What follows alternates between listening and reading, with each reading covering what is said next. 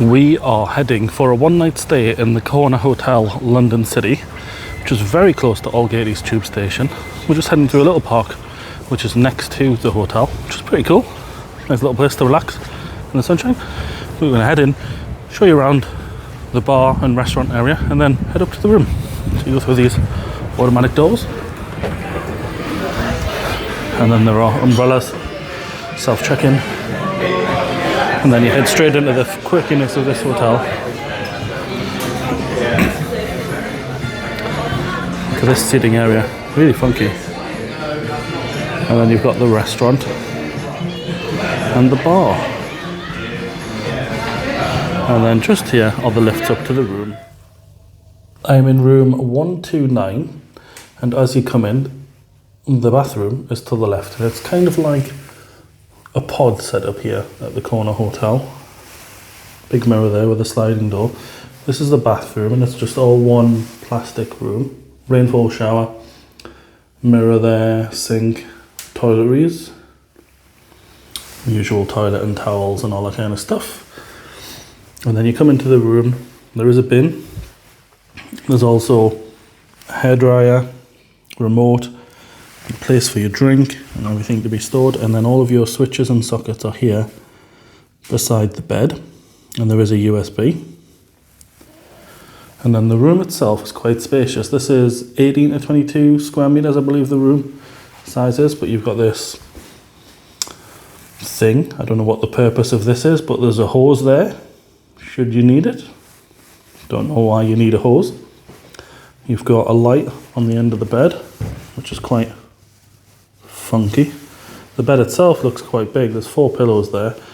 I don't really like the idea of this lady watching me sleep, but it is what it is. I think I would have preferred the monkey room.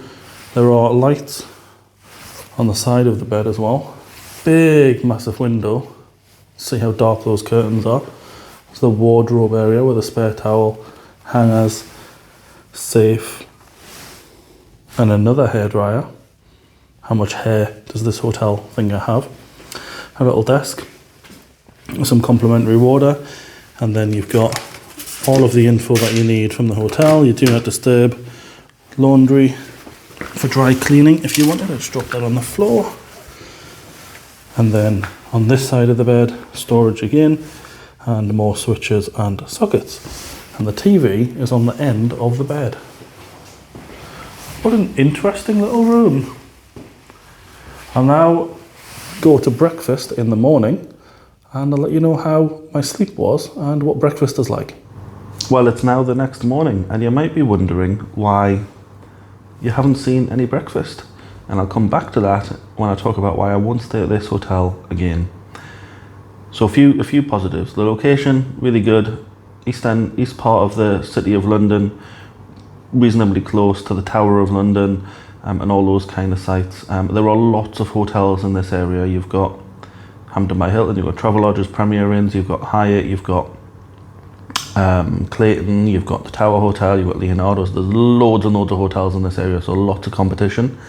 That's part of the reason why I won't stay here again, that I'll come back to in a moment. But a few positives. It's really, really quirky and different. It's very, very unusual. There's not many hotels that are as interesting as this, although I still don't understand why there's a hose in the room and what I'm meant to do with it. I think it's meant to be some sort of chair, but that will not be comfortable, and it's just a bit of a weird setup. The shower is really hot. The water pressure is pretty decent. The bed, the pillows were reasonably comfortable, and there's lots of space in the room. There's lots of space downstairs in sort of the bar, restaurant-y area, and that looks quite nice, and there's a nice park outside. Also, the price is pretty reasonable. It was £135 for this night, and you can get it cheaper. I overpaid for this hotel, and that comes to why I won't stay here again. So the rate that I booked, I specifically booked a rate that included breakfast. It was £103 for a basic room with no windows, which you can get at this hotel. I don't want a room with no windows. I paid more to get a room with windows, and that included breakfast. But when I checked in, they said it didn't include breakfast. And no amount of persuading them otherwise or showing them anything changed their mind. Equally, 103 to 135. Breakfast only 12.50 if you book when you check in. So just add it on then. Don't pay the extra. And that's something that I've got to sort out now. The bed is really, really hard. So bear that in mind. And also, this freaky woman watched me sleep all night, and that could be quite disconcerting. It wasn't the darkest of rooms. Like, it was pretty dark. The curtains are blackout, but there were gaps on the sides and in the middle that you just can't get rid of. So there is a little bit of light that's always coming through, because London is a bright city, and then once it's light in the morning, obviously it's straight in. So that wasn't particularly great, but didn't bother me too much. The bathroom, there's nowhere in that shower to put your toiletries apart from on the floor. And that's not good.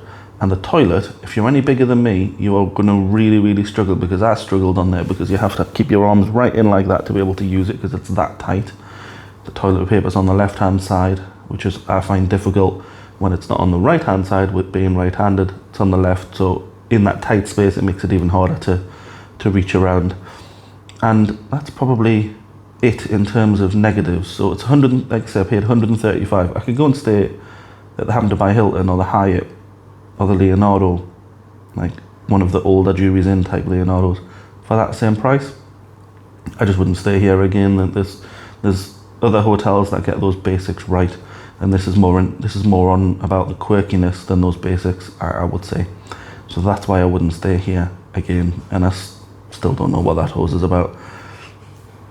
The Corner Hotel, City of London. Keep making memories. Catch you later.